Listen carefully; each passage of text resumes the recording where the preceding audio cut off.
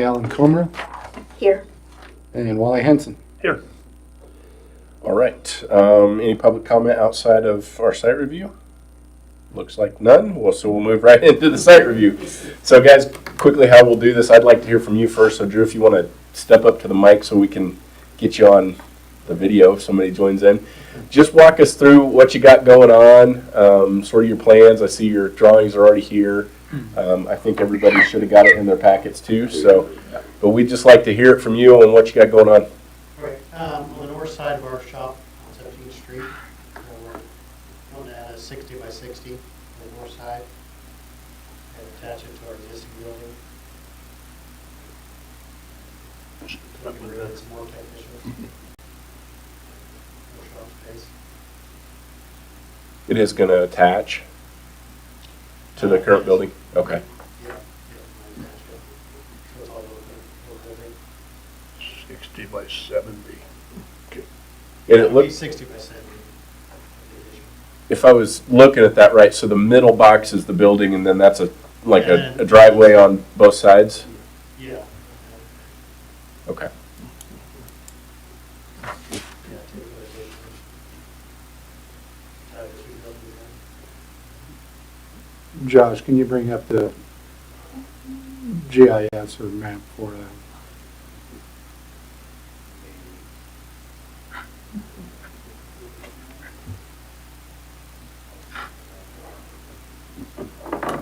Is there, what's on that lot now? Is it empty? So a few years ago, there was a house on there. Okay. Oh, there it is, yeah.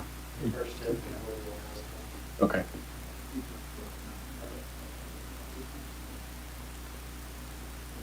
Page 27.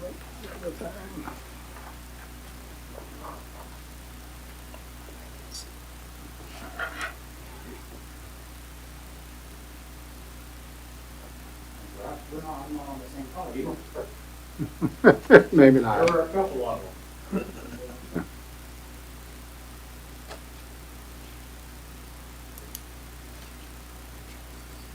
So neighbor-wise, Chad's got the property to the north. You guys have it's an open lot to the west, right?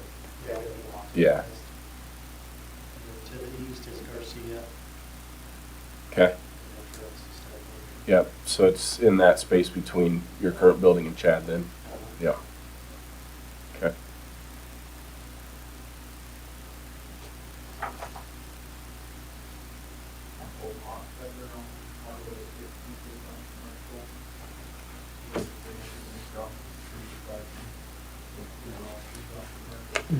So those two lots that you want to build on, those are zoned commercial already? Okay.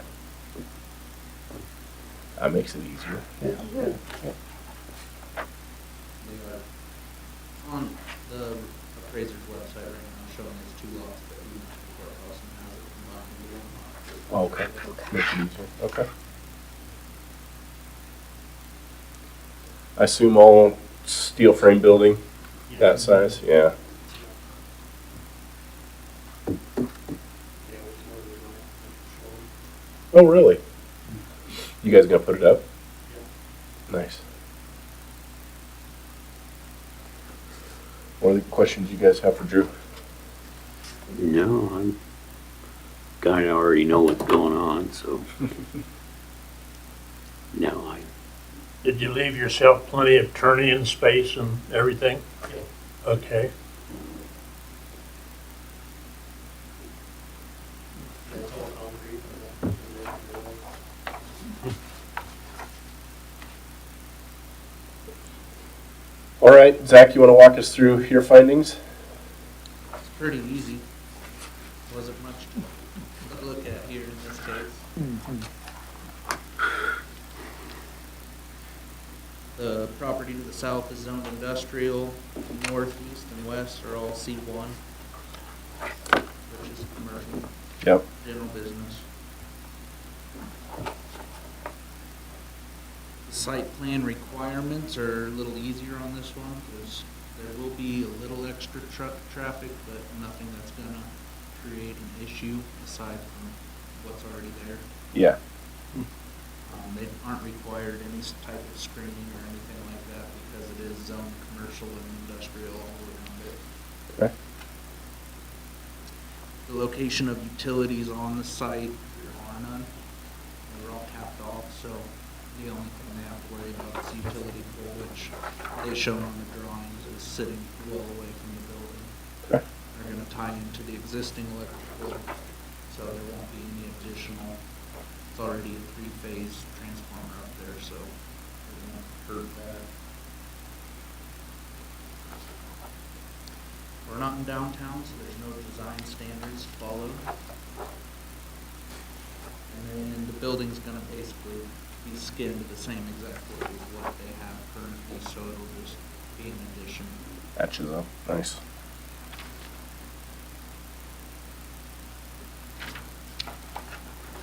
Reviewing the plans from the building designer, they went off of the 2021 IBC, so they're actually exceeding what 2018 requires, so all of the design codes and everything like that are more than ample. Okay.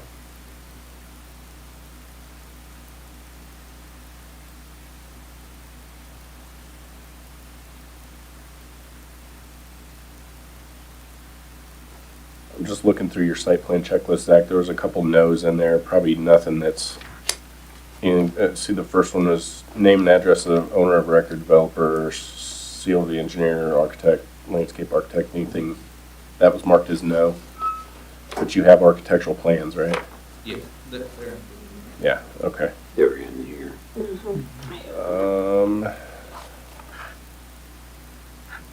We already talked about traffic, so that is good there. You talked about design standards, so good there. No masonry, glass, or wood.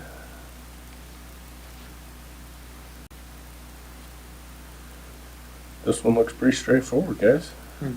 Yeah.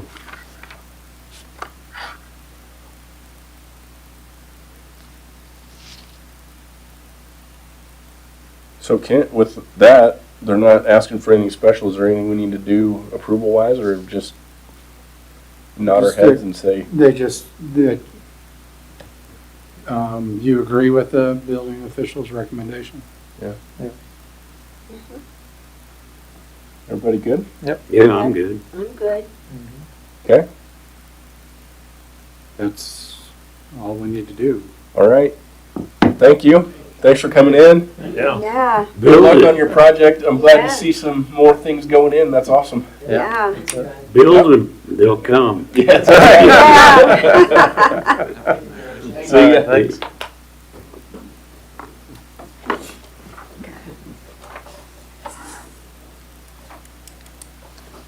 Okay, moving on to presentation on housing discussion summary and recommendation from community matters. Oh, I'm sorry, it wasn't just consensus, it was motion to approve or deny, so just Oh. go ahead and do that formally. Okay, yeah, I move we approve the plan as presented to the building official. I'll second it. And moved and seconded, all in favor say aye. All right. Opposed, nay. Motion carries. I know that. Then I went and looked at I the wondered formal if- report and I went, I wait a wondered if we second. needed a motion, so that's, yeah, okay. Okay, now moving on to bullet point 4 on housing discussion summary report. It was included in your packet, and Zach and I talked through this at the city commission meeting in February, last meeting in February. She included in her first part, and this is on your, that's not on what's sitting on, it was in your packet. The commissioner insights on the city's land use regulations. She gives 9 different insights, basically, on our discussions.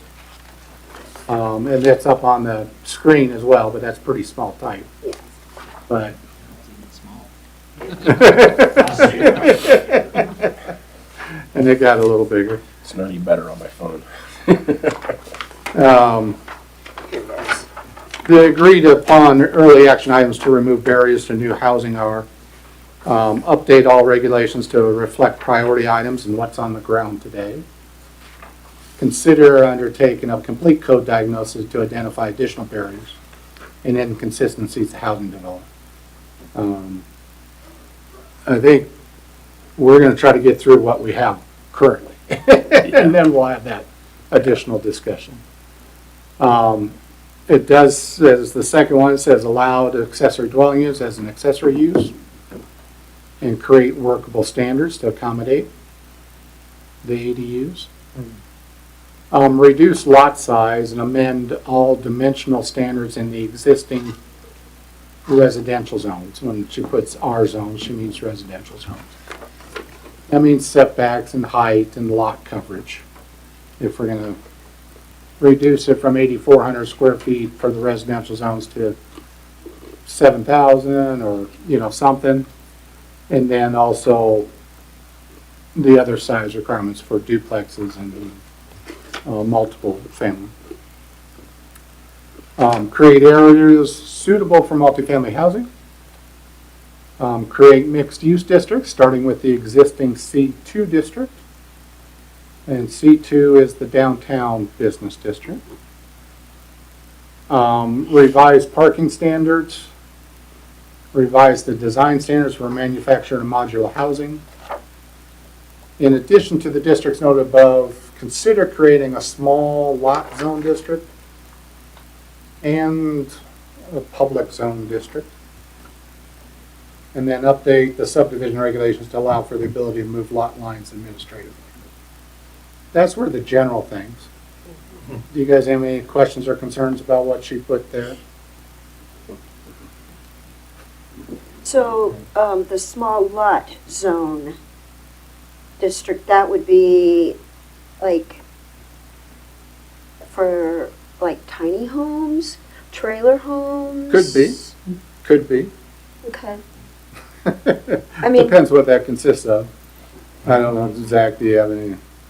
That's how I would look at it, more as tiny homes that are manufactured off-site and then brought in. Mm-hmm. Mobile homes that would still have to fall under the mobile home park and fit those standards as well, but it could be something similar to what those already are. Okay. And it's just because I'm new, what's a public zone district? It's like for public buildings or public properties, Okay, like City Hall right here. right, okay, We're in R2, C2, C2, okay, but Or- the park to the south. Parks. but the That park sort to of the thing. Parks, south, Chambers okay. Park is in R2. okay, Yeah. got it, Stevers in R1, which includes then also the public power plant, right, got another it, thing. okay, And the reason you would do that regarding a public zone district is then you can create standards that are different from the residential zone district. Sure. Or the commercial district, because it's kind of a different animal, it's a different entity. right, So you can do some, for a park, you want to have it remain a park, not allow, unless there's a public thing to make it turn into something else. right, like an amphitheater or something. Well, yeah, or put housing on it, or, do different things like that. So that's what you use public zone Okay, an awful lot for. appreciate it, thank you. Sure. And then we had the summary of findings. What do you think of how she laid this out as you guys read it? Did you? I thought she made it really clear and organized it really well. Yeah, it seemed to. I mean, I felt as I read it, I felt like that's how I left the meeting. Like she got it captured the way I heard it. yeah, So Okay. Well, there's 35 recommendations. that feels overwhelming. There's a lot. Some of them kind of work with each other. And so there's groups of them sometimes. right, And what the extra papers I added on your desk is kind of it's an example, I don't want you to look at that just yet, but it's an example of trying to, okay, how would staff, and we worked with Barb just briefly, just a little bit, how would we go through the process of, okay, this is the recommendation, how do we get it to an ordinance form or a recommendation for the planning commission to review and the city commission to approve?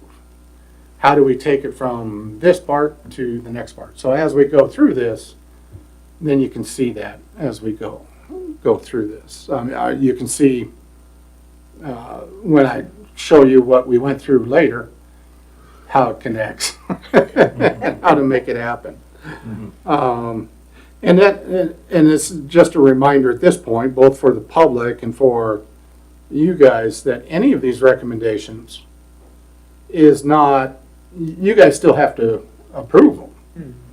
So if you don't like how it's, what comes out of the sausage grinder or the word processor, you can say, well, we don't like that.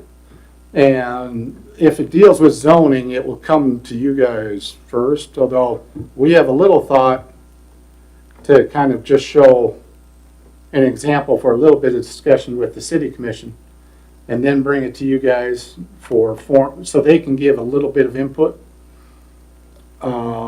Not that you have to follow or anything regarding your recommendation back to them, but since you guys have both been involved with this all the way, it's better to have their input as well, so that you don't recommend something they don't want to see. Yeah.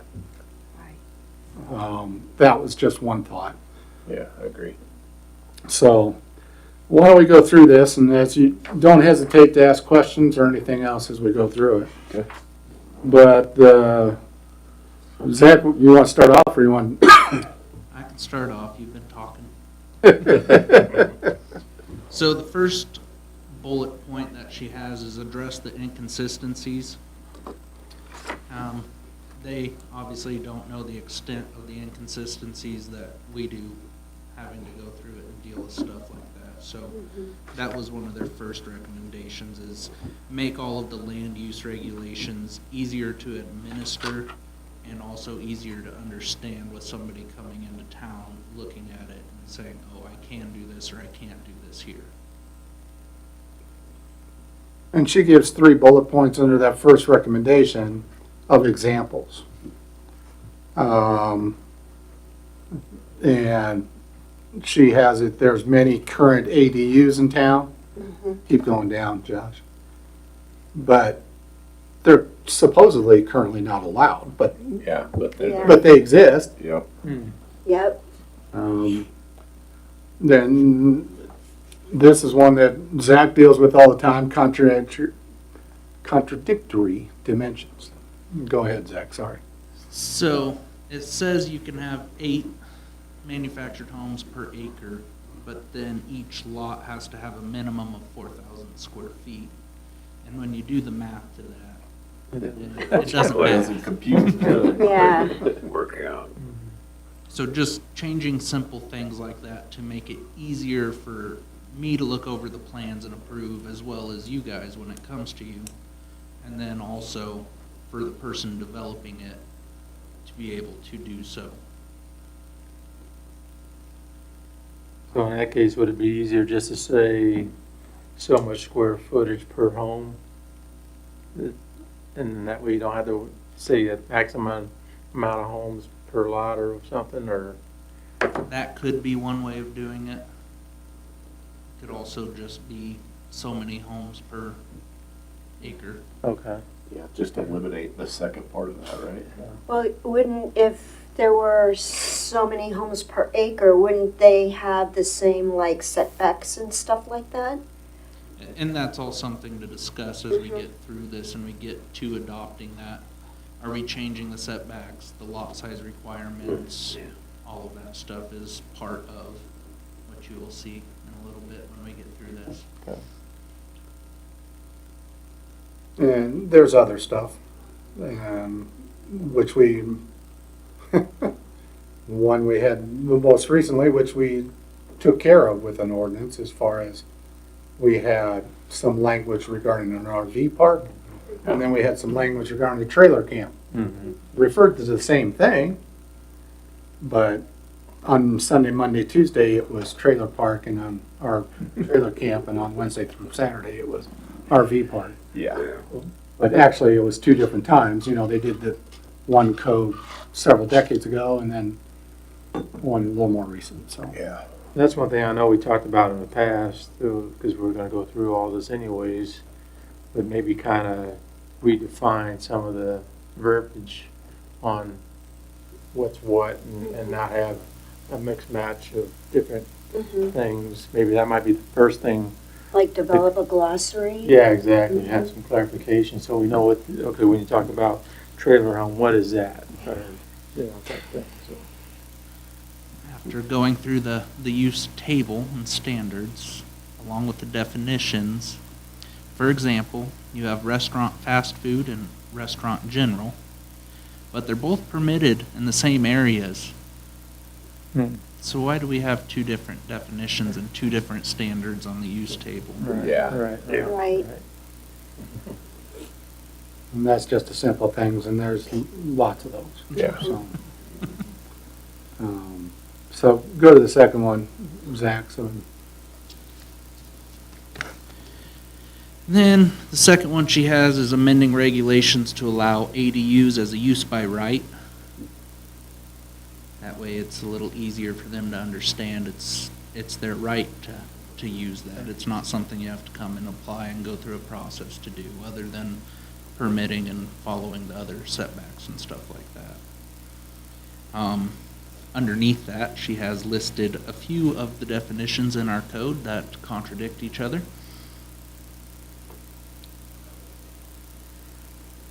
The biggest one is accessory living quarters, which is currently defined as a building used as temporary dwelling of guests of the occupants of the premise and cannot have kitchen facilities not rented or otherwise used as a separate dwelling unit. And that would completely shut down any type of ADU, even though we already have them.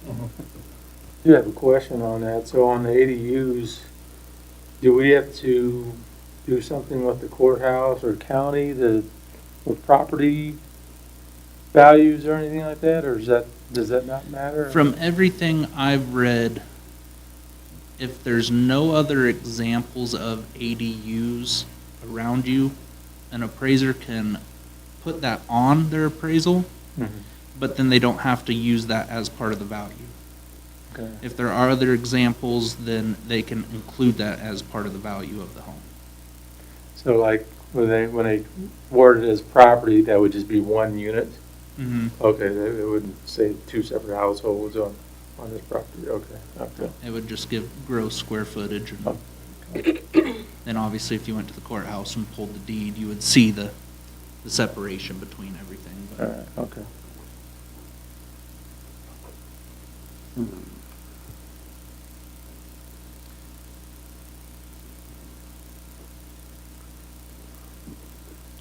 she also has in there the limitation of height for accessory structures. 16 feet's pretty low. Yeah. Yeah. It's hard. Well, we've already had a variance. Right. Well, some of you have been on the, Yep. acting as the Board of Zoning, or, yeah, Board of Zoning appears to, and you had to approve a variance regarding the height of an accessory structure, so. Which also brings up inconsistencies, because there's another section of the code that says it can be 20 feet tall. Yep.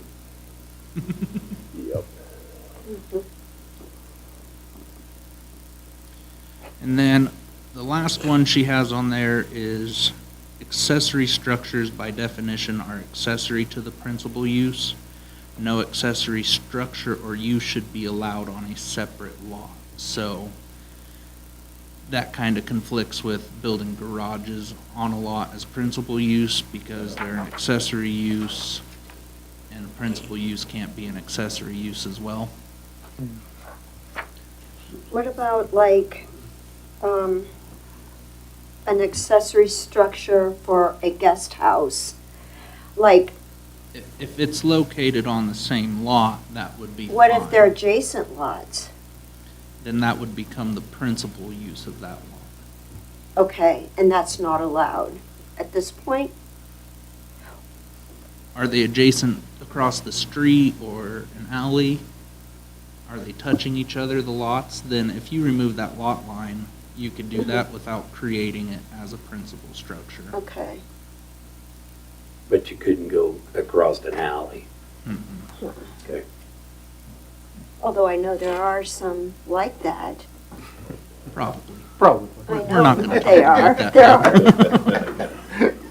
I know, we know of a couple examples, yeah. Yeah. But, We won't shame those But they're- owners right now. but they're grandfathered in, so they're good. The next recommendation is recommendation 3. Each zone district does not include or clarify what is a principal use, accessory use, conditional use, or temporary use. That's pretty normal for zoning codes to do that. And then it makes it a little bit easier to follow through on certain other procedures with the zoning code. So, and it also would make it easier to understand, you know, when he talks about there's 2 sections in the code, 19501 and 19502, I know some of the numbers. He knows way more than others. When he talks about the use table and the use standards, it's a huge block within the code. Whereas if I just want to look and, okay, what's allowed in a downtown business district, I got to look through this table to try to figure out what it is. The table's okay, but it really should have the listed with the zone. If I went to C2 downtown business district, I should be able to see what uses are allowed, what's a conditional use, what's a temporary use, and be able to see what architects and different property owners look at. They'll go to that first. They won't know to look in our code for this use table. Now, if they're a little smarter, there might be, but, you know, a lot of those folks are pressed for time. They're not going to look for it as well. So that's one thing. And Rick, did you want to say something about that, Zach, or no? We should probably look at addressing some of the verbiage, like you said in that, because when listed out for C1, it goes to AAA for the Oh. uses. So A, double A, and then the last one is AAA. That's 53. 53 total uses. We can, you look at other codes and they're, you know, be in the 15 to 20 uses, ballpark, maybe 25.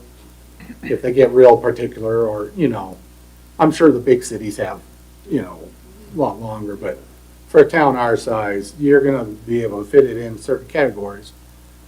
And then they'll have a phrase at the bottom that it's up to the building official or zoning officer if there's a question to, if it fits one of the categories. So it kind of leaves you an out if it's something that's not currently seen. So, in recommendation 4 is amend the lot coverage requirements in all zone districts. I think that's something you guys were pretty interested in when it was brought to your attention. So that's, I don't view that as much difficult. And with the accessory buildings, it does become sometimes restrictive.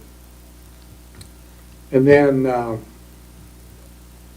go ahead, Zach. Recommendation 5, ADUs require an additional parking space. And under current parking regulations, it's already required to have 2 spaces for each dwelling. So that's something we can look into. Do we, Off-street parking space. Okay, I was just gonna ask. do we require an additional off-street parking space, or can they use the 2 they already have? Or, you know, +1, or And parking in general is something that, what should be required, so. Go ahead with the next couple ADUs then. Recommendation 6, ADUs should be allowed as an accessory use in non-residential districts, but as conditional review use.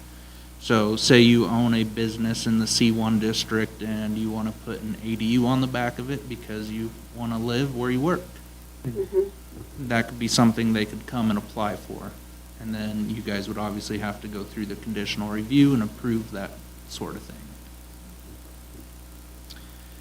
Recommendation 7 should only be allowed on lots larger than 6,000 square foot, and it shouldn't be an issue considering that the lot size is 7,000 minimum, if that's the recommendation we choose to go with. And it should be written into code for new zone districts that may be created or if ADUs are allowed in non-residential districts. C1 right now only requires a 6,000 square foot lot, so it would be allowed on that if it was 6,000 square foot. It just couldn't be on something that's smaller. Recommendation 8, ADU should only be allowed if the property owner lives on the property. So you couldn't just have a rental and a rental, which there are a few around town already, and we're not going to address that, but they'll just be considered non-conforming uses at that point. And that one might be up for discussion, because there's some towns that have that as a regulation, some towns don't. It depends on what works for the community. What's the point behind that? Is just so it's being monitored or been Monitored and upkept for maintenance Okay. mainly, because you're more likely to maintain something you have to look at every day than something you drive by once a month. Well, and if someone wants to build an ADU on their property, they couldn't buy several homes, go ahead and put ADUs on it and not make it more like an apartment complex on a block or something without them living there. And so you kind of avoid that confrontation between neighbors.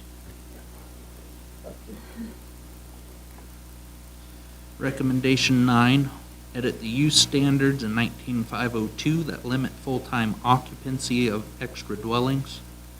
So we kind of already discussed that with, you can't have a kitchen and all that stuff, and they can't be permanent renters, anything like that. So there's a few sections within 19502 that address that could be removed, reworded, something along those lines to allow an ADU. So that's a good example of that recommendation will fold nicely into another recommendation. Sure. It won't be a separate ordinance, the few regarding ADUs will end up, one or two ordinances. And there's other groups of stuff that kind of go together. So it's not 35 ordinances that we're going to do, or 35 sections of one ordinance. Yeah. So, Next one on the list is reduce lot size and amend all dimensional standards in the existing R zones, which that was one we talked about a little bit earlier, and everybody seemed to be on the same page about. Just recommendation 10 discusses going back to what it was prior to the 7,000 square foot, which on most blocks in town, they're 25 foot for a lot, so 2 lots would be 7,000 square foot with the depth of them. So that's what you're looking at instead of having to have 2.5 or 3. Recommendation 11, simplify the setback requirements. Currently for the side yards, it is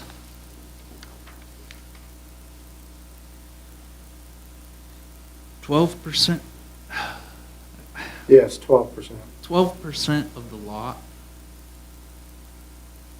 is what the setback requirement would be for a side yard. How many people are gonna sit and do the math on that all day long to actually build something? So that's what she's meaning by simplify it. The 3-to-1 rule that we discussed in that joint meeting we had, so for every 3 feet of height, you have to move your ladder back. That way your ladder's not in your neighbor's yard, it's still on your property while you're working on your house. I do have a question on that. This may be different, but I know setbacks, I know you're talking about the house, but what about like privacy fence and stuff? Well, Fences how would are that fit in that? one of the only things that are allowed to go clear out to the actual lot line. Oh, they can go out, okay. I thought for some reason, certain area, they had to be like 40 feet from the center of the road or something like that. I'm not really sure. 4 foot from the back side of the curb. Okay, okay, all right, okay. I just was thinking that would cause a problem if people had their house up here and they couldn't put a privacy fence or something. to If where- it goes past the front of the house, the height of it has to be reduced. If it's a Okay. solid fence, it's 30 inches. If Okay. it's a fence you can see 50% or more through, then it can go up to, I think, 40 inches. Okay. Do you think that's something we need to put in this, or? It's already got Already- its own section in the code, Okay, okay, all right, so I don't think that would be something we have to tie into it. okay. And what we might do as staff is include that information when it's presented, as far as what items. And where is the setback calculated from?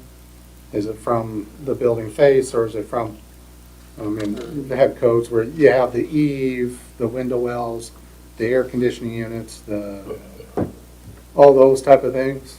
There's usually an exception in the code to allow those within the setback. But then you want to limit that stuff that can Right. be within the setback, so.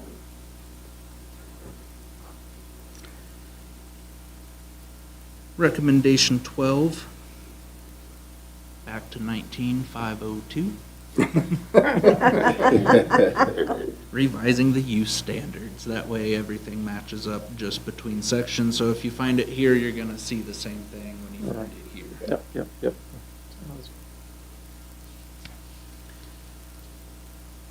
Recommendation 13, edit definitions in 19202 regarding setbacks to further clean up the code and remove discrepancies between the language.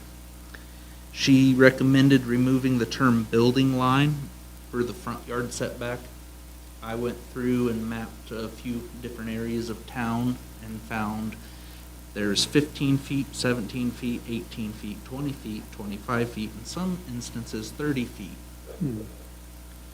So is that something you guys would want to set just a straight number for, or continue using the term building line? And then, like Kent and I discussed for 4 hours one day, say a natural disaster happens, your house catches on fire, do you then have to build it at that? Or are you allowed to rebuild it where it was currently at? And that's some of the questions that come up. You know, we're not looking for an answer tonight, but it'll allow you to start pondering these things. Yep. Because building line, and we had a response from the city commission last week that they were more in favor of the building line than the front yard setback. But I think there still needs to be a little more. And, Yeah. and for us as staff, it doesn't really matter to us. It does create an issue, the building line on the corner lots. Because, okay, I'm matching this building line, but this building line. Yeah. And if I have to match both building lines, do I have to shove my house so far back that I have no backyard and it's all front yard? And I have no privacy because I can't have a privacy fence in the front. Right. And I get to have a postage stamp backyard. Right. You know, is that what we want? And you look at the corner houses today, they generally match one direction. Sometimes they meet both directions, but sometimes not. Yeah. So, that's where the corner lots get affected more. But other properties do too regarding building line. But Goodwin's pretty consistent as far as the building line. You can see that's one rule that's generally been followed. But if it's changed at all, then that question of, well, where do I get to rebuild? That if a fire, tornado, whatever happens, and more than 50% of your house is, you end up having to rebuild it. If 50% of your house is gone, most of the time, then it's a complete rebuild. Then that question comes up. So, I did bring this up to the construction board last Wednesday, and they agreed with keeping the term building line, but putting in a caveat for new development. So if somebody were to develop that stuff that's up on the north side of town by DeLeo, having a set number in place for that type of stuff.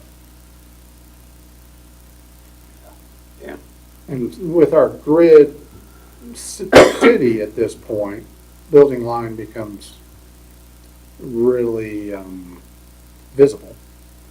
When you have cul-de-sacs, it's not near as visible. Or extended cul-de-sacs that, go, or roads that curve and everything, that becomes a lot less noticeable. So, Is the purpose of the building line more for uniformity type thing, or? In my opinion, yes. Aesthetics, yeah. Okay. It maintains the characteristic of the neighborhood, so you don't have one house that's sitting on the property line. Yeah. And also, when you walk out your house, you don't want to look into your neighbor's bathroom. Yeah. See that, okay. Recommendation 14 is the rear setbacks. The way they have it in here is allowing, I think, what'd you say, 3 feet was the recommendation. Currently, you can put a garage without doors facing an alley at 3 feet from the property line. But if it has doors, it's 10 feet. My thought behind that was just make it 10 foot across the board, and then you don't have to worry about doing math differently. Keeps it simple that way. Yep. And we do have an issue or two with garages built right on, or 3 feet from the alley, or some of them are right on the alley, Some of them aren't in. or in the alley. So, Yeah. Well, a lot of that would affect like gas lines and such, and phone lines, and, I know we always have to figure that all into, yeah. And what about fences? They can sit right on the rear lot line. Okay. That's the only thing that's allowed to actually go all the way to the edge. If you have a structure like a shed that's 150 square feet or less, you don't have to follow the side yard setbacks, but you still have to maintain the 6 foot distance as well as the setbacks in the rear. But you can put it on the side of your property on a lot line. So if you're putting in an accessory, an ADU, it's really identical to like the garage, for instance. Well, that's what that is, I guess. And that's where it would be easier just having one number Mhm. instead of different numbers. Because Yeah. then it's just 10 foot no matter what. You still have to follow the side yard setbacks that are set. And then also the dwelling separation, Mhm. which I believe fire code for dwelling units is 10 foot instead of just a garage or something like that. Mhm. I'll have to double check with Brian on that one, see if it's changed. Another question, like newly platted, say there's gonna be a new development and newly platted. You're not gonna have your 8,400 square feet go this way instead of this way, so that the 10 feet would make it so you really have no backyard? Does that make, I mean, I'm just trying to, That's when it gets tricky, in my opinion, because Uh-huh. then you're telling somebody exactly how they can build, and they don't have the freedom of Right. deciding which way their house faces or stuff like that. So that kind of becomes dependent on what the property owner decides is the front and the backyard. When they subdivide, they'll have to bring in an application, okay, and that's part of the stuff that okay, you all will review. I understand, okay, thank you. Recommendation 15, removing the conflicting provisions between the use standards and dimensional standards found in each zone, which this ties into a few of the earlier recommendations, just making all the language match everywhere you find it. Kind of goes back to the mobile home parks with the Right. Mm-hmm. 8 homes on an acre and 4,000 square foot. 16, recommendations 16 and 17 are regarding the side yard setback and rear setback. We've kind of discussed that already. And that the front setback, you have a front setback and a building line. To me, it's pick one or the other, Yeah. not both. Right. So we'll just leave, any questions regarding, we're halfway through now. Any questions or concerns, comments? Recommendation 18 is using the GIS data and satellite imagery and building inspector observations, reduce lot coverage requirements in the residential districts. Everybody, and there'll be a question as that ordinance is presented, because right now we have 50%, do we reduce that or not? So, Yeah. and when you say, it's if you want to give more choices for the property owner to choose, you leave the lot coverage the way it is. Yeah. And the reason you have lot coverage requirements is drainage issues. Mm. You want to make sure the drainage, your current drainage system can handle what it's going to. 19 is revise the height limit to be consistent with the revised building codes. Amend the height restrictions for both principal structures and accessory structures to match what is likely and what is and is likely to be built in. We already talked about the 16 feet or the 20 feet to the peak, but it's also regarding the principal structure too, as well. So, and it really goes on to recommendation 20, review and amend height restrictions for all structures. And part of what you have regarding the height restrictions is what your fire department can handle. They can handle anything that we currently have, so, except for obviously the grain elevators. But, the current, what they say at the construction board is like, 35's current, what's in the code. The building code that we're going to will allow you to go up to 40 feet if it's a sprinklered home. But all of the ground ladders at the fire department are 35 feet.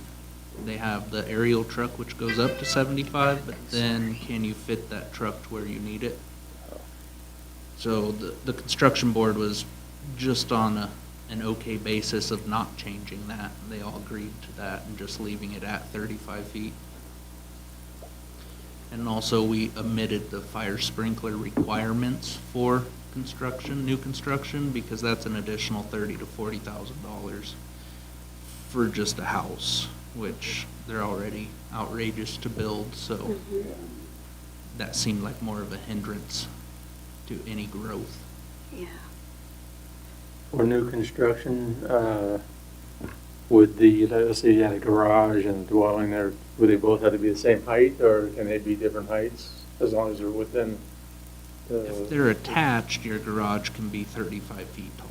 Okay. If they're detached, it would have to follow the accessory because it's not a part of the principal structure. What if they plan on using it as an ADU or something, still requires the same? Okay. Yep. And then they have the recommendation 21, create a table showing the dimensional requirements for all zone districts. It's just trying to make it easier to be able to use the code. So, on to the next category, number 4. Create a new zone district in land areas suitable for multifamily housing. The commissioners agreed that a new multifamily zone district is needed since the R2 zone district has developed as almost 90% plus or minus single-family homes. The current areas where we have. I need to get a copy of the zone map in this room. We've been talking about that. I bring it up every time. I don't get it done.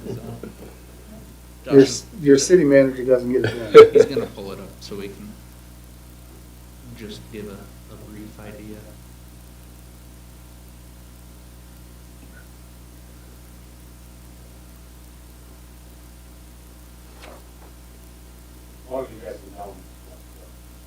The areas in red are what is currently zoned R2, multifamily. Basically south of City Hall here, down to Chambers Park, Including Chambers Park. including Chambers Park. It's multifamily. But,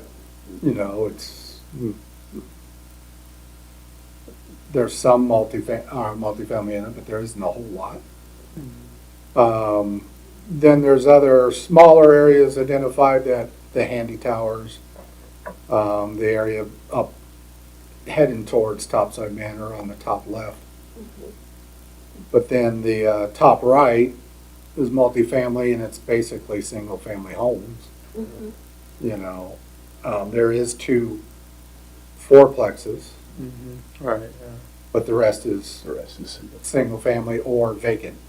Yep. And I don't view it with the type of homes there that they're gonna really want multifamily and what's vacant right now. Yeah. So, or that the owner would want to, who's gonna sell it to the person building the house.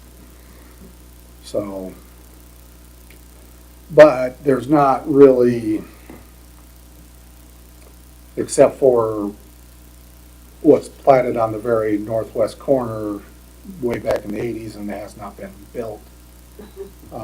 IRIX currently owned it, somebody else owned it back in 89 when it was platted, but it was never built.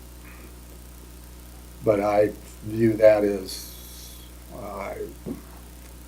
it'd be hard for me to see that they would actually build multifamily there, so.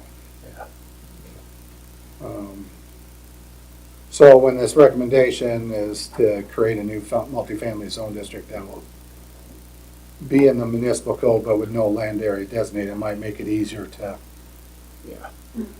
get something new built. And they also, regarding different lot coverage regarding that. The 5th category in recommendations 23 and 24 deal with the mixed-use district, starting with the existing, or create mixed-use districts, starting with the existing C2 or downtown district. And downtown mixed use. Change the name. And maybe drop the R1, R2, C1, C2, because that doesn't mean anything except to us folks. Just give them names. Yeah. And then recommendation 24 is then, what are the permissible uses in the downtown area? I have a question. Sure. Moving back to the mixed-use C2 district, what is considered downtown? Just Main Street or ancillary streets? All of the pink. All the pink is considered downtown. So to Central, and then across the street from it, and then up to 8th, and then a little bit past that, and then the businesses that are further up on Main Street. Okay, I think 5th. The okay, dentist's office. Yeah. yeah. And that's considered downtown as well? They designated that. And then it goes down to what, to the school. Okay, so 13th and Main there, and then the red behind it is multifamily. Right. Okay, got it. And then it turns to green south of the school. Right. So from there down to Cowboy Corner That's all. is C1, is regular commercial. Okay. I see. So the bricks and shores and Right. Crazy schoolers, R's and office stuff. building and stuff, and Crazy R's is all in that C1. Okay. Okay. Thank you. Orange and yellow are industrial. Which the rubber. And other stuff along the road. Mm-hmm. But that kind of gives you an idea. And it's better than a lot of towns as in like uses are together. Yeah. But then like the green that goes along 17th all the way east and west, Mm-hmm. that part's a little strange to me. But. Well, and then it's the green is all the Highway 24, Mm-hmm. you know, and Cherry Drive around Dollar General and stuff. Right. And then down to the freeway exits. And then the blue, Mobile home parks. mobile home parks. Yeah, okay. The one on the far right doesn't really exist anymore, Right. but it's still zoned down.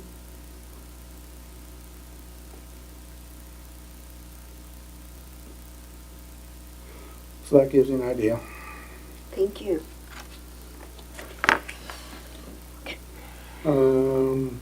Parking, category 6. And these are, you know, recommendations 25, 26, 27, 28.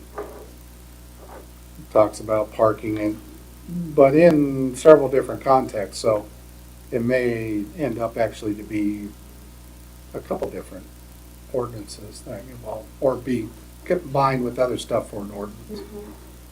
So you have the parking up standards need to be updated. You know, parking standards are minimums. But having 2 spaces as a minimum, that, as wide as our streets are, I think I mentioned this in the joint, Yeah. that's a lot of off-street parking. Right.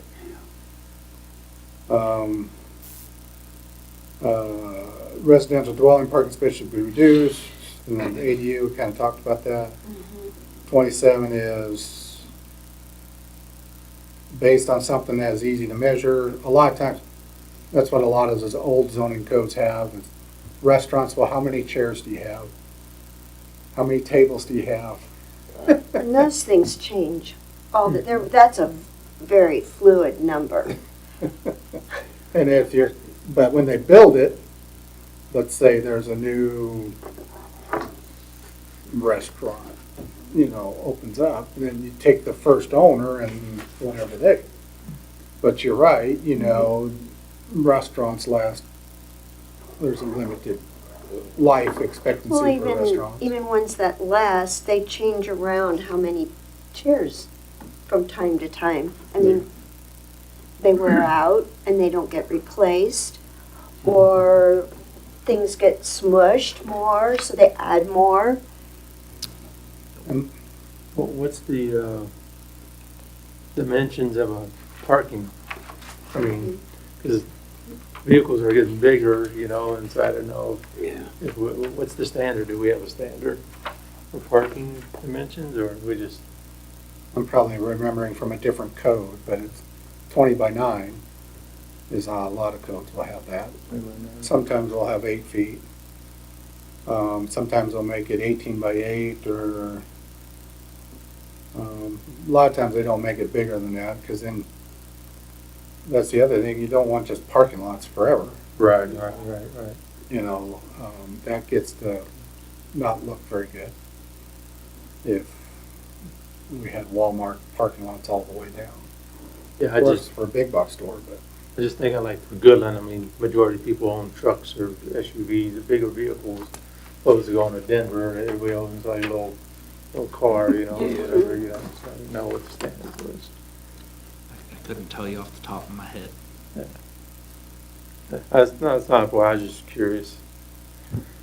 And then it allows recommendation 28, which is interesting, provide flexibility in how the parking spaces are provided, particularly in mixed-use districts.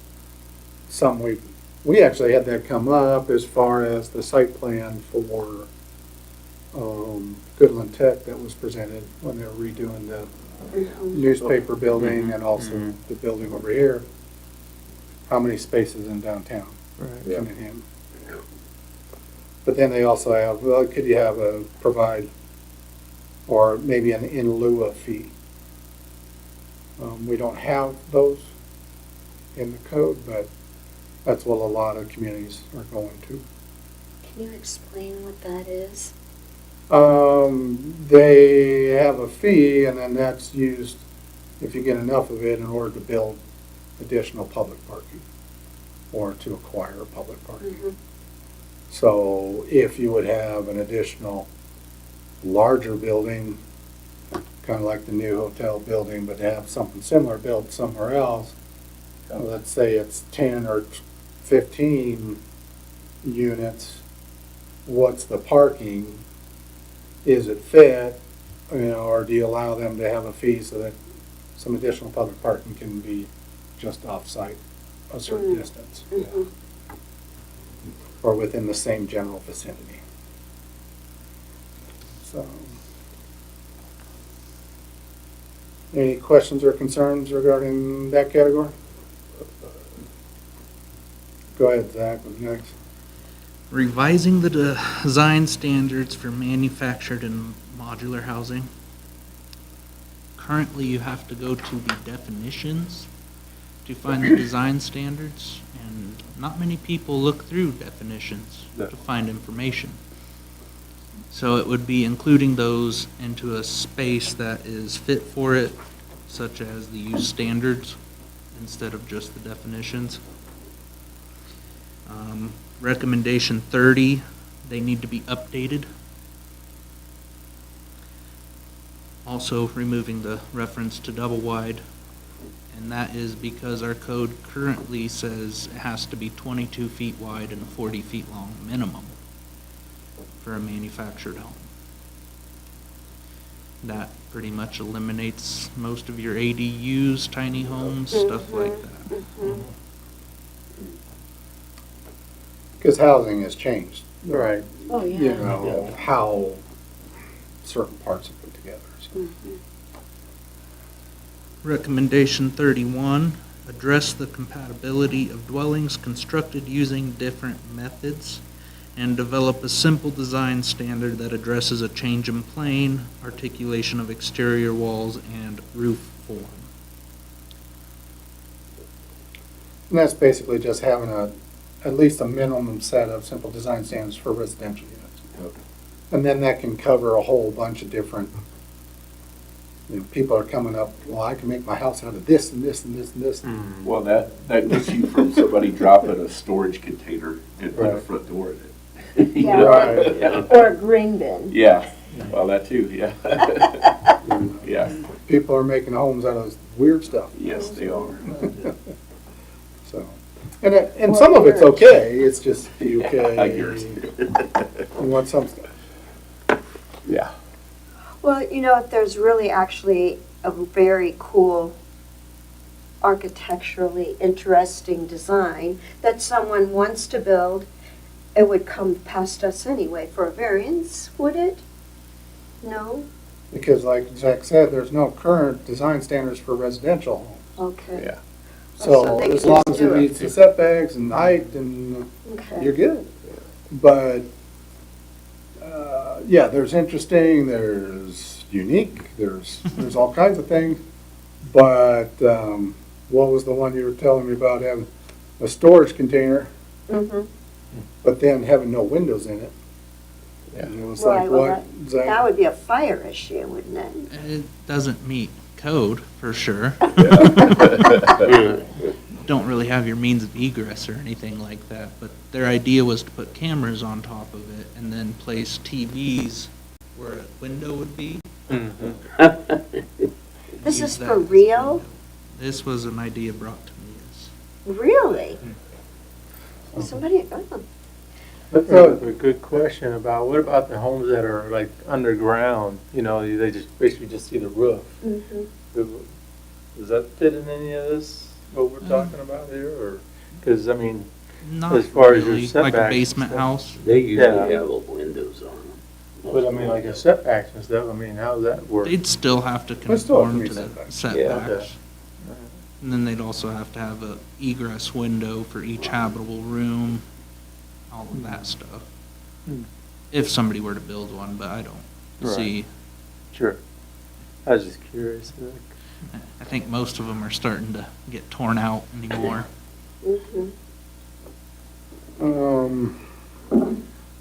Section 8 on here, it says, in addition to the districts noted above, consider creating a small lot zone district. We kind of talked about that in the public zone. That's the next two recommendations, and then add the ability to move lot lines administratively as long as no additional lots are created. And it just talks about that process. Yeah. What to do. And then also amend the lot split requirement at recommendation 35. Regarding that, so that was her recommendations and her review of it. One question I had on that was, I guess there would be a requirement on space or distance between homes. You know, like you wouldn't want somebody to build right on a lot line and then somebody else right on the lot line. Is there a? That's what the side yard setback addresses. Okay. So, here in a little bit, you'll see, but Okay. 6 feet for, that's what the minimum is right now currently, if you Okay. don't use the 12% number. And then each additional story you go up in height would require a further setback. Keep the lighting and all that stuff, as well as your ladders. Okay. Okay. Now I have two additional papers I gave you. Take the one with the red handwriting on it first. Which is, and then Zach did most of the work regarding this. It's basically an ordinance amending the text for R1 and R2, and basically lot sizes, what we're trying to get at, and some of the setbacks. The red on it is Barb's comments. So we could have a good ordinance, or some of the things to watch out for. And we're just presenting this as an example of, because we're going to show you on the meeting next Monday at the city commission. Okay, you take all 35 recommendations and then could staff create the ordinance? We have different columns on a spreadsheet. Staff do the ordinance, staff with Barb's input and the other people at Community Matters? Or is it Community Matters primary? And so we kind of did that just as an exercise to kind of show how much work will it really take.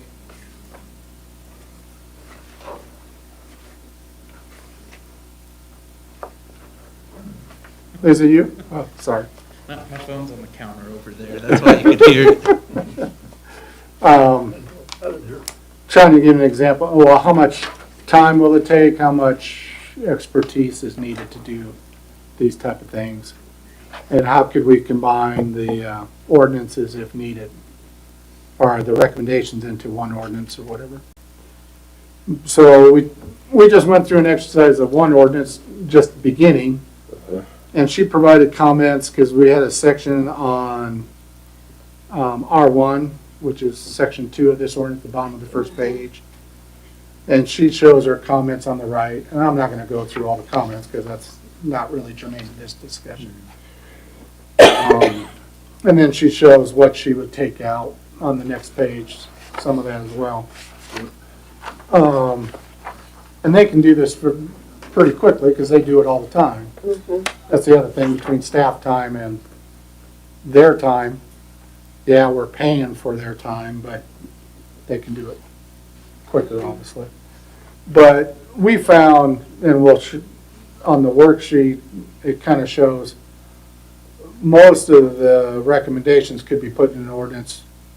Us creating something, as far as Zach and I, and then having her provide input. So then they have a framework to start. Yep.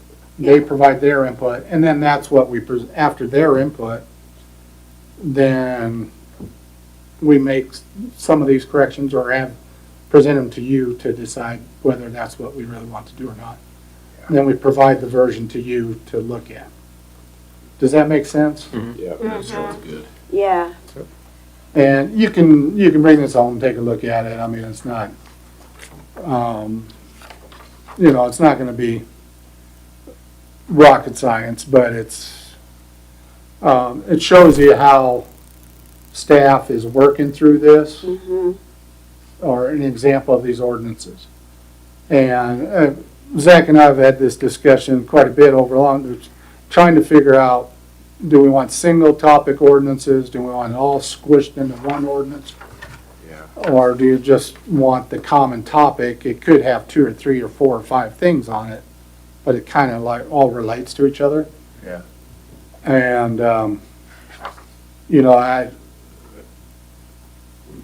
it's hard for us when we're looking back at ordinances when it's all squished together in one ordinance.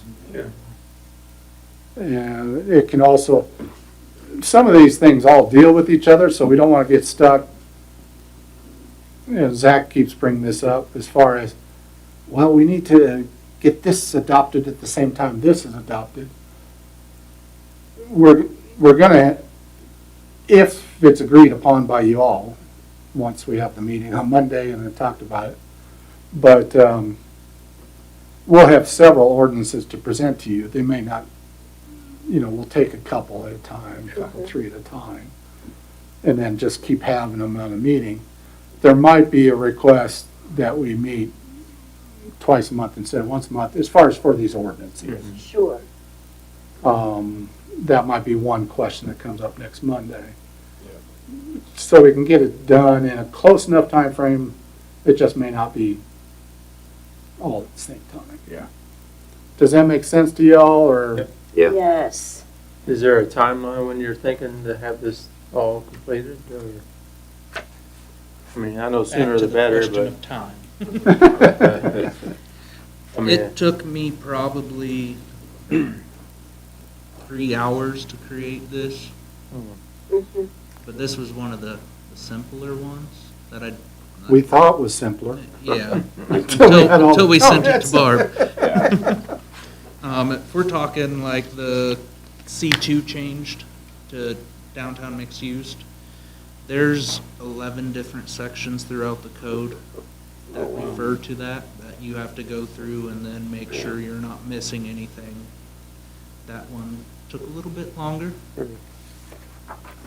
So it's hard to give an estimate on time, in my opinion, but we'd like to see it sooner rather than later. By the next meeting in April, we'll have an ordinance or 2 to present. Yeah. For you guys to make a recommendation to the city commission. Then it's a matter of, just as long as we can keep going. yeah. Yeah. And then every review meeting, have an ordinance or 2 or 3 for you guys to look at.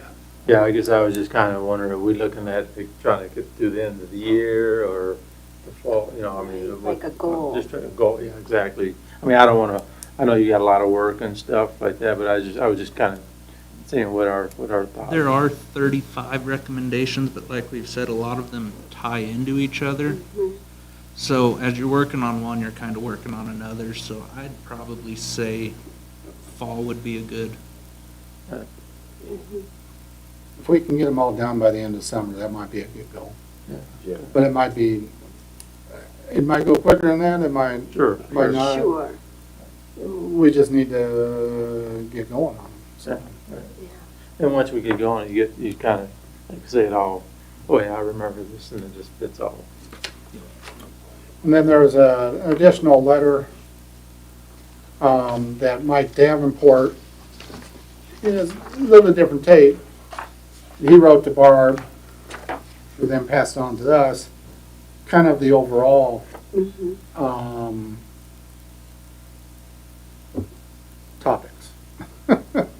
it's more from an overhead view rather than on the specific regulation. Mhm.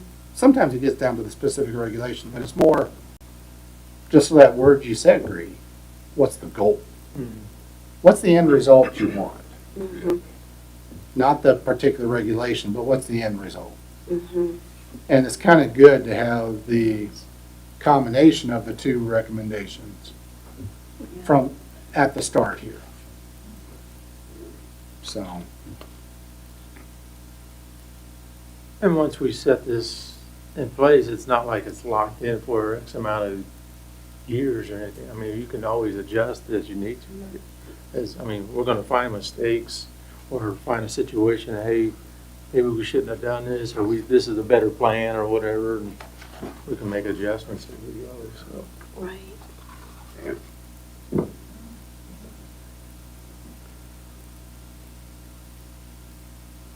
I mean, it's almost better to, once we get this where we want, to look towards the future, maybe like every year or 2 years, maybe do this section, kind of review it, what's changed, or, you know, I mean, and I don't mean you, I mean, as the whole group, as we can kind of run through this and maybe help, Yeah. not wait until 20 years. it's easy to do though. Yeah, it is, I mean, get it, yeah.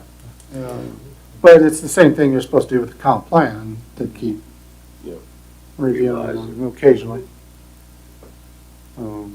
And which we'll need to do again sometime this year, so Mary Ellen can get up to date on it.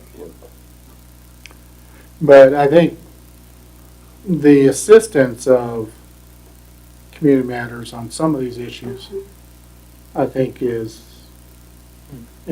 important. It helps, it's not a hindrance. But, Keeps it from being overwhelming. but we're building capacity here as well, as far as Zach starting to know the code a whole lot better. I'm starting to understand this code. And part of it is, just like mentioned we've had some of these issues come up in either our zoning variances or other stuff. Right. You can see the end results, what happens sometimes.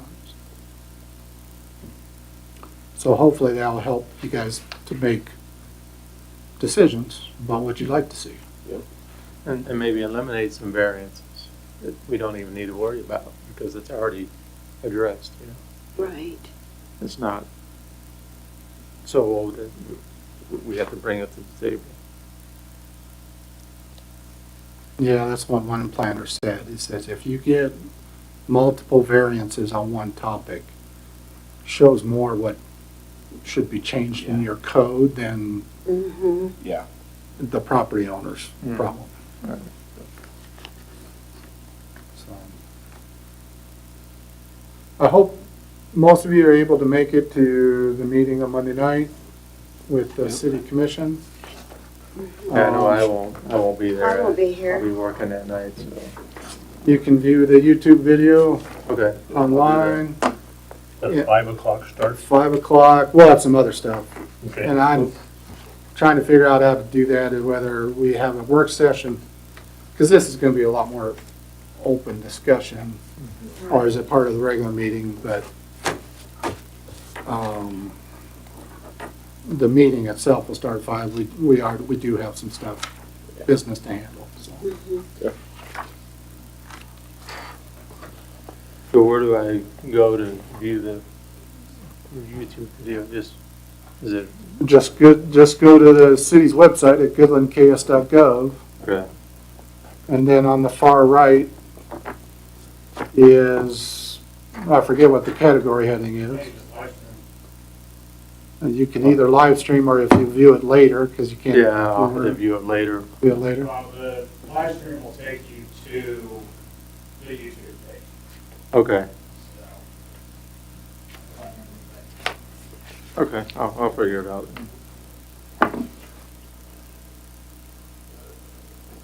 Okay, that is on section 4. That is it, sir. Okay, let's move on to reports. Grady, anything to report? Nothing to report. Dennis? No. Ariel? Nope. Wally? Nothing?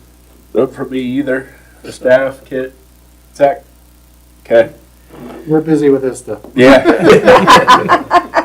Minutes from last time. Plenty on the plate. Minutes were in the packet from last time. Anybody see any edits or changes, additions? Nope. All right, I move we approve the minutes as written. I'll second. Okay, all in favor, say aye. I, Aye. Opposed, say nay. Okay, that's passed. And now I would entertain a motion to adjourn. so moved.